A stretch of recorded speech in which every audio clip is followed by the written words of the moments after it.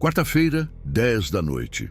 A cidade se estendia aos pés de Arthur Montenegro como um tapete de diamantes faiscantes, mas da janela de sua cobertura, no 80º andar do edifício mais alto do país, ele não via brilho, apenas um vazio cintilante que espelhava o de sua própria alma. Aos 36 anos, Arthur era o único herdeiro do Império Montenegro, um conglomerado de construção e tecnologia que seu pai, um homem de força e visão implacáveis, erguera do nada. Mas desde a morte do pai, há um ano, Arthur sentia-se como um rei em um trono que não era seu, usando uma coroa pesada demais. O silêncio do apartamento era ensurdecedor, quebrado apenas pelo zumbido baixo da adega climatizada e pelo tic-tac de um relógio de pêndulo que fora de seu avô. Cada tic-tac era um lembrete do tempo passando, um tempo que ele sentia estar desperdiçando em uma vida de luxo oco e conexões superficiais. A porta do escritório se abriu com um clique suave e Isabela Bittencourt entrou. Ela era a personificação da perfeição fabricada. Seu vestido de seda branco deslizava por seu corpo como mercúrio líquido. Seu cabelo loiro caía em ondas perfeitamente esculpidas. E seu sorriso era uma obra de arte da odontologia estética. Ela era sua noiva, o ornamento final de sua vida de bilionário. Ela deslizou os braços em volta de seu pescoço por trás, o toque dela frio, como o mármore da lareira. "Pensando na morte da bezerra, meu amor?" ela murmurou, a voz aveludada, mas desprovida de qualquer calor real. "Estou apenas cansado, Bela. Reuniões o dia todo." "Eu sei, querido. É por isso que você precisa de mim," ela disse, virando-o para encará-la. "Para te lembrar das coisas boas da vida. A propósito, falei com a cerimonialista hoje. Ela conseguiu a data que queríamos na catedral. E a lista de convidados já passa de 500 nomes. Só as pessoas mais importantes, claro. Vai ser o casamento do século. O seu pai ficaria tão orgulhoso." Arthur forçou um sorriso. O pai dela. Isabela sempre invocava o espírito de seu pai quando queria validar seus próprios desejos extravagantes. Mas Arthur sabia o que seu pai realmente valorizava: lealdade, caráter, força. E ele começava a se perguntar se Isabela possuía alguma dessas qualidades. Para ela, o casamento parecia ser não a união de duas almas, mas a maior fusão e aquisição de sua vida. Seus olhos brilhavam quando falava do vestido que encomendara em Paris, da lua de mel em uma ilha particular, das joias que usaria. Mas esse brilho se apagava quando Arthur tentava falar de seus medos, de sua solidão, do peso de suas responsabilidades. Na manhã seguinte, na cozinha imensa e impecável da mansão, Clara preparava o café da manhã de Arthur. Aos 58 anos, Clara era uma mulher de feições gentis, cujas mãos, marcadas por uma vida de trabalho, se moviam com a eficiência e o carinho de quem cozinha, não apenas para alimentar o corpo, mas para aquecer a alma. Ela era a cozinheira da família Montenegro há mais de 30 anos. Vira Arthur crescer de um menino de joelhos ralados a um homem carregando o peso do mundo.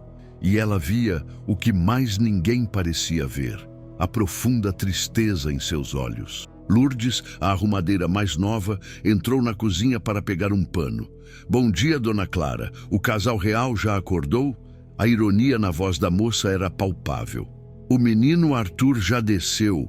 A outra ainda deve estar escolhendo qual das 1000 bolsas vai usar hoje." "Não fale assim, menina. Ela é a noiva dele." Clara a repreendeu suavemente, mas sem convicção. "Noiva do dinheiro dele, isso sim," Lourdes resmungou baixinho.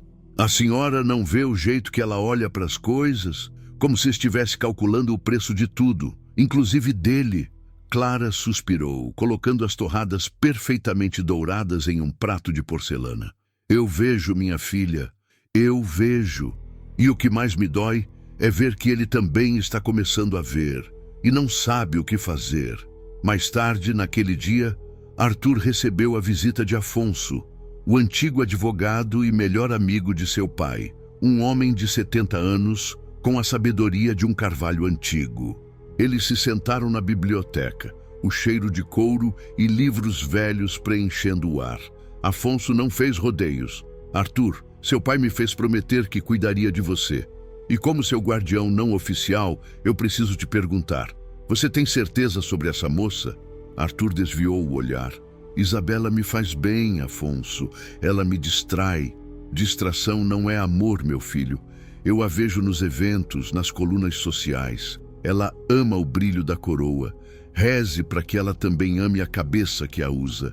Na metáfora de Afonso, atingiu Arthur com a força de um soco. Era exatamente isso.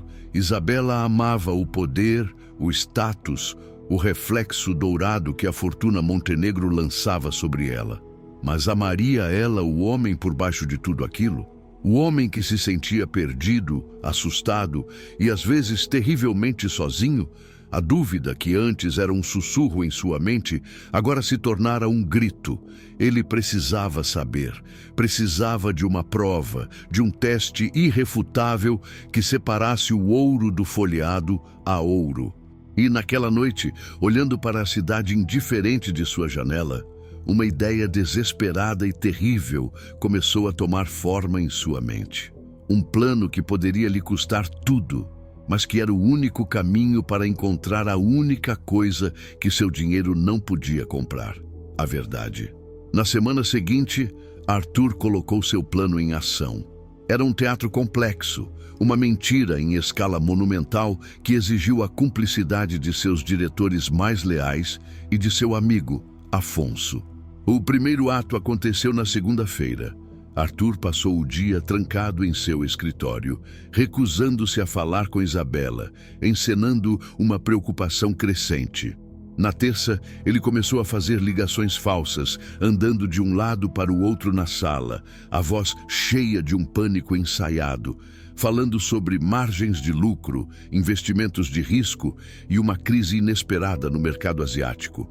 Isabela, que no início estava irritada por ter sua rotina de compras e salão de beleza interrompida, começou a prestar atenção.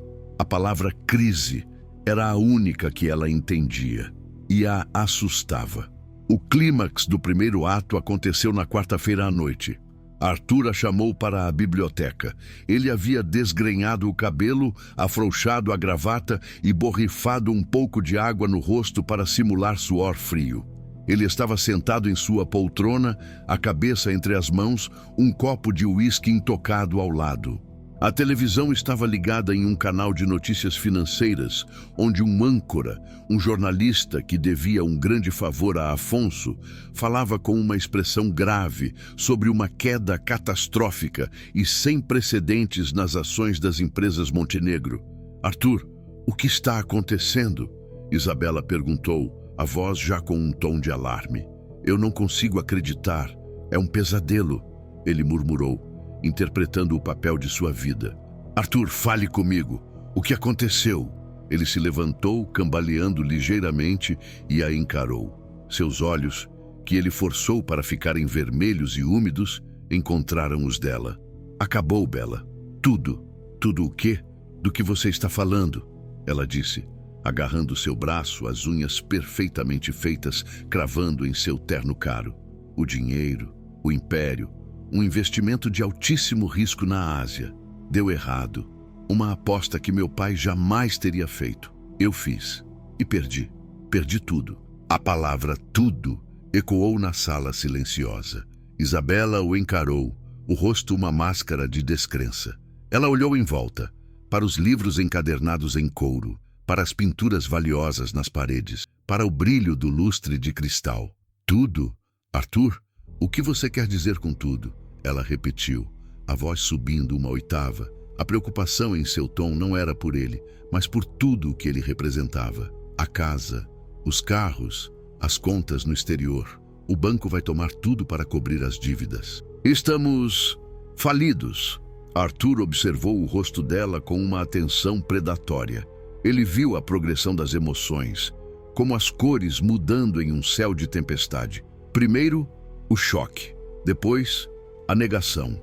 E então, por um breve e terrível segundo, antes que ela pudesse recompor sua máscara de noiva devotada, ele viu a verdade em seus olhos. Viu o pânico frio e calculista de um investidor que acabara de ver seu ativo mais valioso virar pó.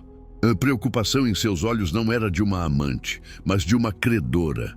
O teste havia começado, e a primeira rachadura na fachada perfeita de Isabela Bittencourt já havia aparecido.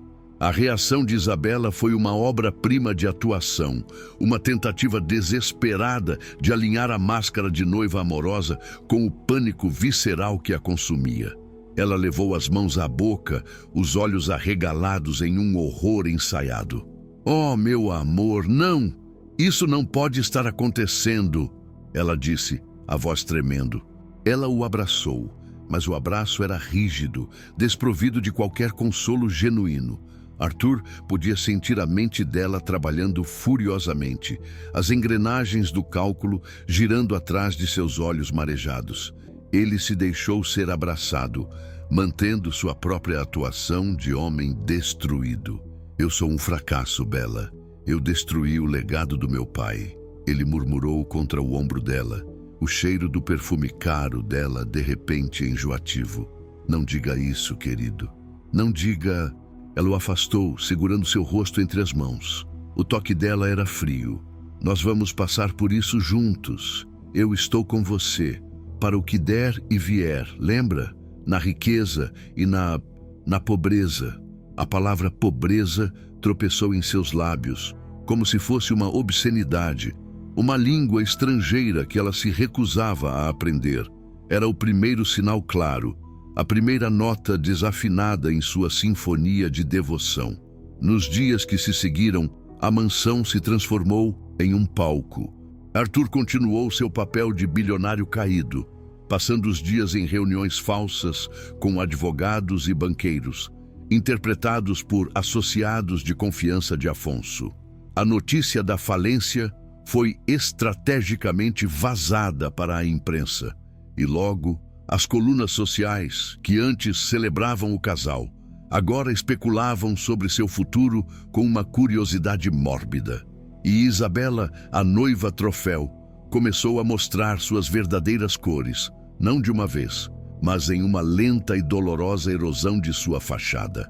Ela cancelou as reuniões com a cerimonialista do casamento. "Não tem clima para isso agora, querido.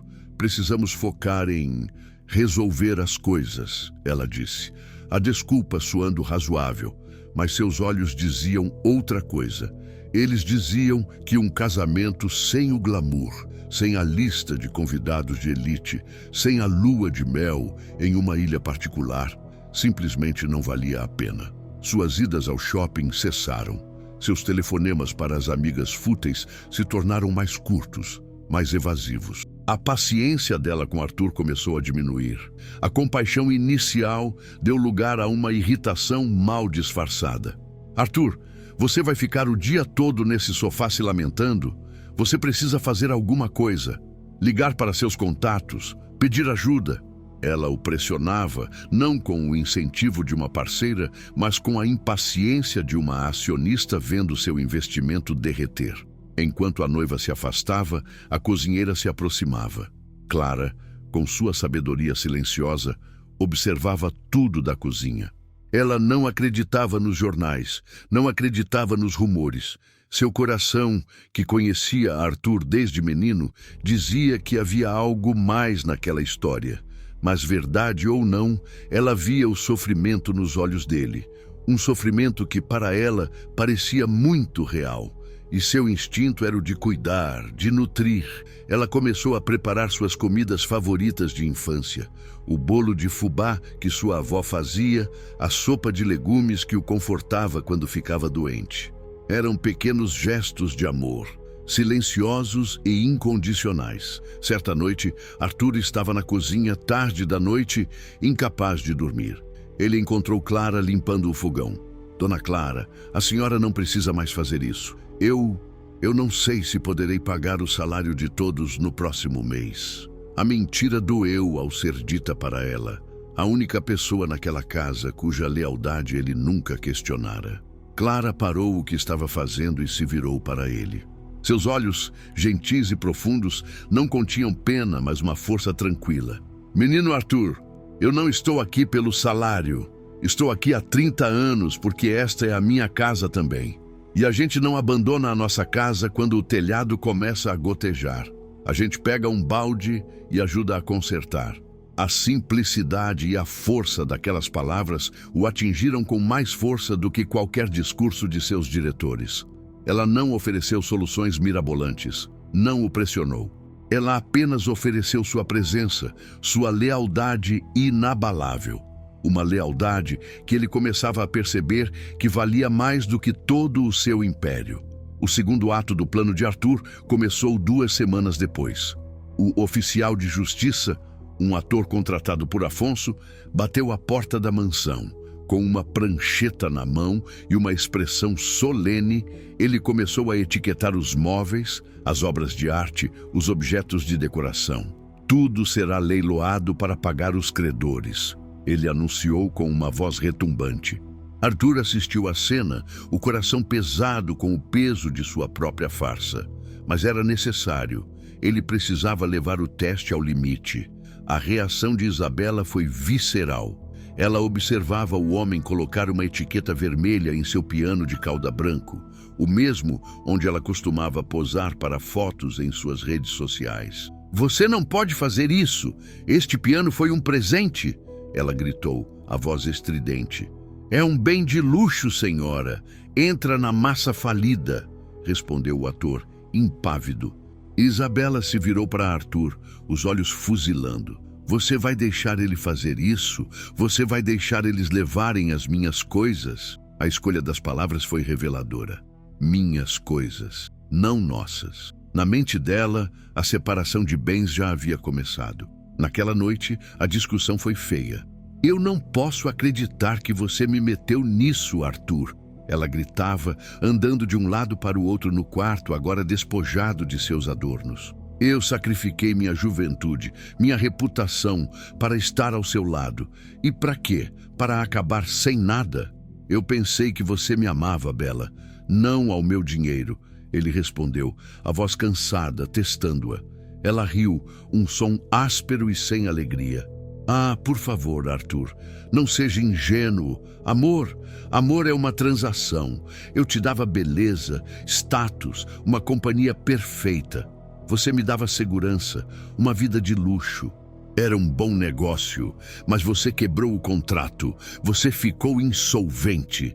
A máscara caiu por completo. A noiva amorosa se foi e em seu lugar estava uma negociante furiosa, uma predadora cuja presa havia subitamente apodrecido. No dia seguinte, os carros de luxo foram rebocados do pátio.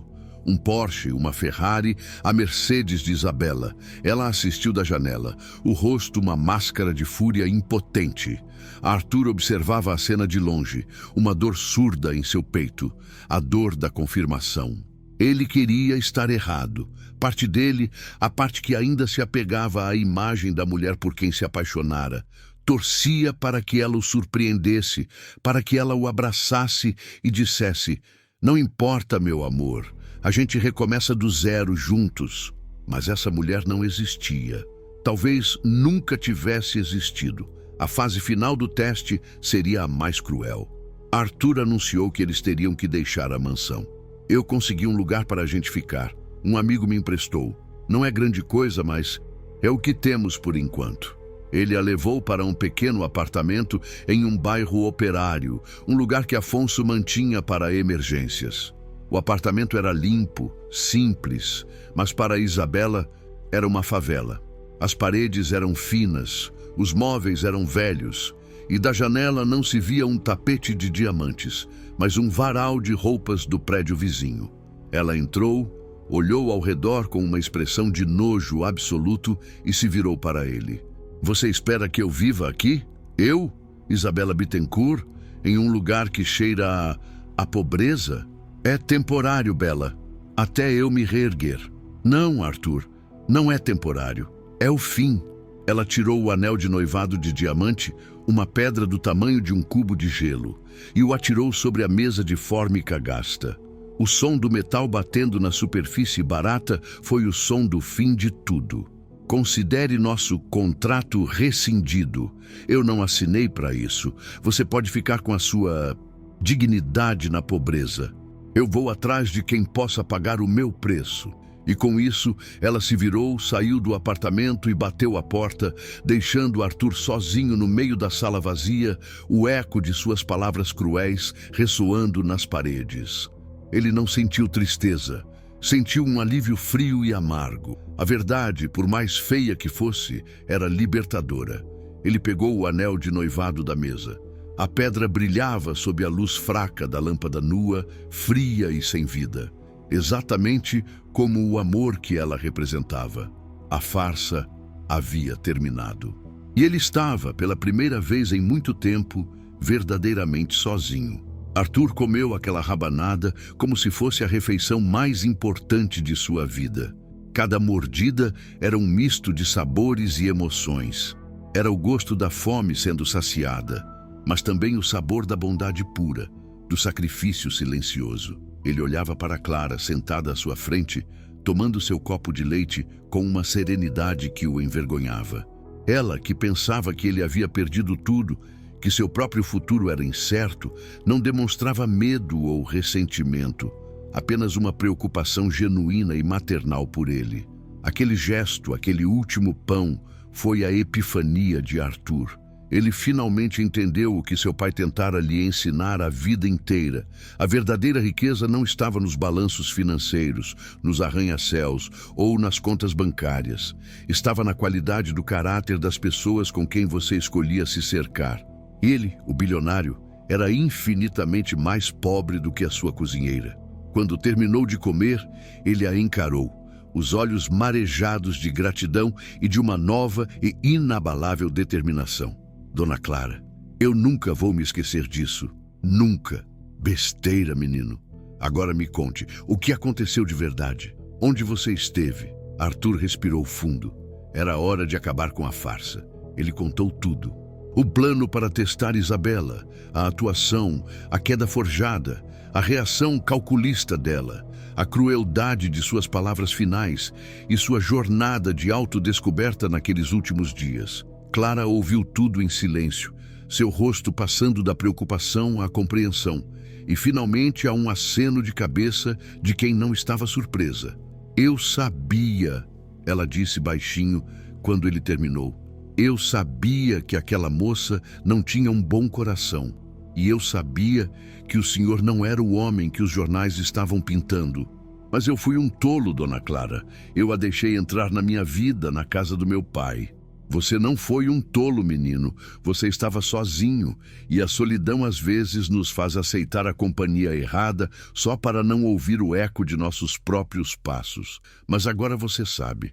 Agora você aprendeu a diferença entre o brilho do ouro e o calor de uma mão amiga. Naquela noite, Arthur não voltou para o apartamento emprestado. Ele pediu para ficar ali, na pequena casa de Clara. Ela arrumou o sofá da sala para ele, com lençóis limpos e cheirosos. E pela primeira vez em mais de um ano, desde a morte de seu pai, Arthur dormiu um sono profundo e sem pesadelos. Ele não estava em uma cama de fios egípcios, mas se sentia seguro, cuidado, em casa. Na manhã seguinte, a reconstrução começou. Arthur ligou para Afonso. Acabou, meu amigo. A farsa terminou. Prepare tudo para reverter a situação. E prepare-se, teremos grandes mudanças. A primeira ligação de Arthur foi para o Departamento de Recursos Humanos da Montenegro. Ele pediu o registro completo de Clara, seus anos de serviço, seu histórico. A segunda ligação foi para o seu diretor financeiro. Ele deu ordens claras, precisas, que fizeram o homem do outro lado da linha gaguejar de surpresa. A terceira ligação foi para o melhor escritório de arquitetura da cidade. 3 dias depois, o mundo que pensava conhecer Arthur Montenegro foi virado de cabeça para baixo. Um comunicado oficial das empresas Montenegro chocou o mercado financeiro. A crise havia sido uma manobra estratégica para expor uma tentativa de espionagem corporativa. As ações da empresa não apenas se recuperaram, elas dispararam para um recorde histórico, com o anúncio de uma nova e revolucionária tecnologia em construção sustentável que Arthur vinha desenvolvendo em segredo. Arthur Montenegro não estava falido. Ele estava mais poderoso e astuto do que nunca. A notícia caiu como uma bomba no círculo social de Isabela. Ela estava em um iate na Côte d'Azur com seu novo pretendente industrial quando seu celular começou a apitar com as notificações. Ela leu as manchetes, o rosto perdendo a cor sob o bronzeado caro. Enganada, humilhada, descartada. Ela não era a investidora esperta que havia pulado fora de um navio afundando. Ela era a tola que havia trocado um tesouro por uma imitação barata. As ligações dela para Arthur não foram atendidas. Seu acesso aos clubes exclusivos foi misteriosamente revogado. O mundo que a adorava por seu reflexo dourado agora a via como uma piada, uma alpinista social que tropeçara no degrau final. Mas a verdadeira vingança de Arthur não foi contra Isabela, foi a celebração da lealdade. Na semana seguinte, ele convocou uma reunião com todos os funcionários da mansão, que haviam sido recontratados com um pedido de desculpas pessoal e um bônus generoso. A reunião aconteceu no grande salão de festas. E no centro do palco, ao lado de Arthur, estava Clara, vestida não com seu uniforme de cozinheira, mas com um elegante vestido que Arthur a convencera a comprar.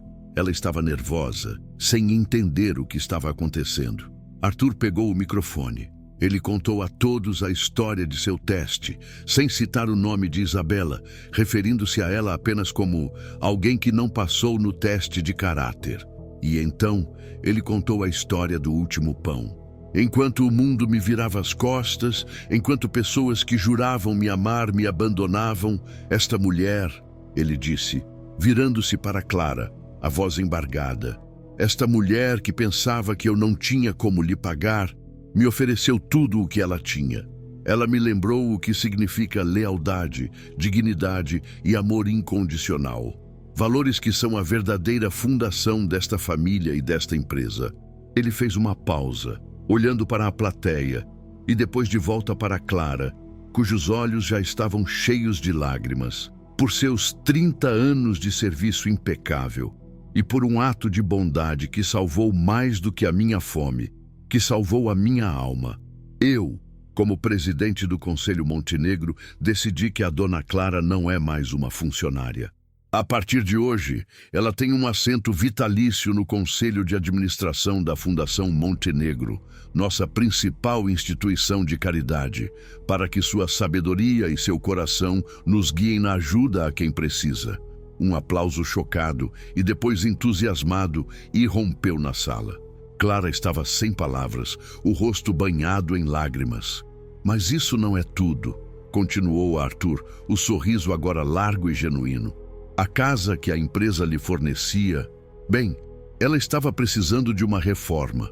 Que ele projetou uma imagem na tela atrás dele. Não era uma reforma, era um projeto de uma casa nova, linda e moderna, desenhada pelo melhor arquiteto da cidade, a ser construída no mesmo local. Esta é a sua nova casa, Clara. Um presente, uma pequena retribuição por me dar um teto quando eu mais precisei. E então, ele entregou a ela uma pasta de couro. E esta é a sua aposentadoria. Um fundo fiduciário em seu nome que lhe garantirá conforto e segurança para o resto de sua vida, para que você nunca mais precise se preocupar com qual será o seu último pão. Clara, soluçando, o abraçou com força. Menino Arthur, eu não fiz por nada disso. Eu sei, dona Clara, ele sussurrou em seu ouvido. É exatamente por isso que você merece tudo. Meses depois, a vida na mansão Montenegro havia mudado. A casa, antes fria e silenciosa, agora tinha mais vida. Arthur, um homem transformado, era mais presente, mais humano. Ele passava menos tempo em reuniões e mais tempo conversando com seus funcionários. Ele aprendeu a cozinhar, tendo aulas com a melhor professora do mundo em sua cozinha nova e reluzente. Clara, embora aposentada oficialmente, estava sempre por perto, não mais como uma funcionária, mas como a matriarca honorária daquela casa, a bússola moral de Arthur. Ele nunca mais procurou um relacionamento. Decidiu que, primeiro, precisava aprender a ser feliz em sua própria companhia. E ele estava aprendendo. Ele encontrou alegria não em aquisições, mas em contribuições, mergulhando de cabeça no trabalho da fundação, guiado pela sabedoria prática de Clara.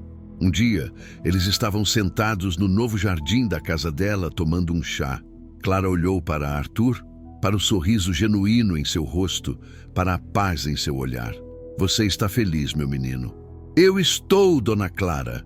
Pela primeira vez na vida, eu me sinto rico de verdade. Ele olhou para o céu, para o mesmo céu que um dia lhe parecera um vazio cintilante e que agora parecia cheio de possibilidades. Ele havia fingido a falência para encontrar a verdade e, no processo, descobriu que o maior tesouro de sua vida não estava guardado em um cofre, mas no coração de uma cozinheira pobre que lhe ofereceu seu último pão. O que você achou do teste de Arthur? Foi uma atitude extrema ou necessária para descobrir a verdade? E o gesto de Clara, o que ele nos ensina sobre a verdadeira natureza da riqueza? Deixe sua opinião aqui nos comentários. Se você acredita que a bondade é o maior investimento que podemos fazer, deixe seu like e se inscreva no canal para mais histórias onde o coração sempre vale mais que o ouro.